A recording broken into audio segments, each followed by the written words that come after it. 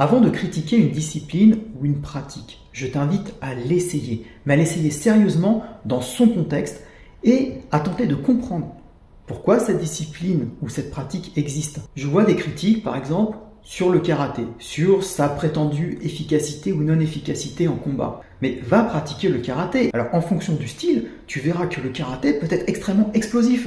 On n'est pas dans un contexte sportif. De même, c'est pareil, tu pratiques un art martial et tu n'as pas envie de faire de sport de combat, bien sûr, c'est ton droit, mais je t'invite au moins à essayer et à comprendre. Le sport de combat, c'est pareil. Ça a été créé dans une optique particulière. J'ai commencé dans les années 90. Lorsque je pratiquais un art martial, le sport de combat de type MMA était intégré à la discipline. On faisait aussi bien des techniques traditionnelles que de la self-défense, que du combat libre.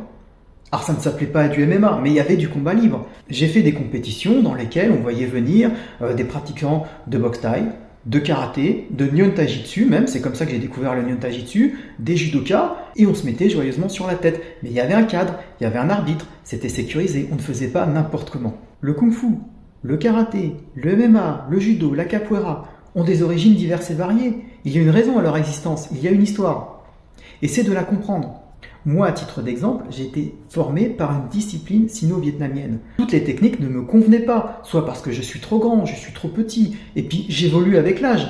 J'étais beaucoup plus percutant quand j'avais 20 ans. Là, je vais sur mes 50, je vais pas être aussi percutant qu'avant, je vais pas être aussi endurant. Il va me falloir trouver autre chose. Personnellement, avant de rencontrer des judokas, de vraiment me confronter à eux, je me disais, bon, le judo, c'est du sport. En fait, non, en combat, je suis désolé, mais pour moi, le judo est extrêmement efficace. Comme en Aikido, il y a des mouvements, des déplacements, des projections, des clés qui sont absolument redoutables. Encore faut-il les connaître et les comprendre.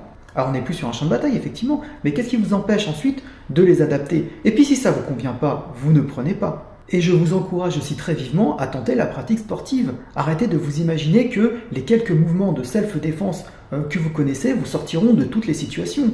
Et c'est aussi vrai pour la pratique sportive. N'allez pas vous imaginer que vous allez vous retrouver en duel, mettre des coups de poing et vous sortir d'une situation.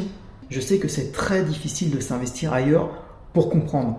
Il faut faire cet effort. Mais j'en sais quelque chose puisque moi-même, arrivé à deuxième dan, j'ai décidé de remettre une ceinture blanche dans d'autres disciplines pour aller voir, expérimenter. Alors j'ai essuyé des critiques, parfois de personnes qui vraisemblablement n'avaient pas mon niveau, mais ce n'est pas grave, j'accepte ça. Et puis j'ai rencontré aussi des experts qui ont pu me montrer des techniques que j'ai adorées et je me suis dit, bah oui, aujourd'hui, dans ma pratique, dans le chemin que je mène, je ne les aurais peut-être pas utilisés à 20 ans. Quand j'avais 20 ans, je préférais cogner. Mais peut-être qu'aujourd'hui, à presque 50, je vais m'y intéresser.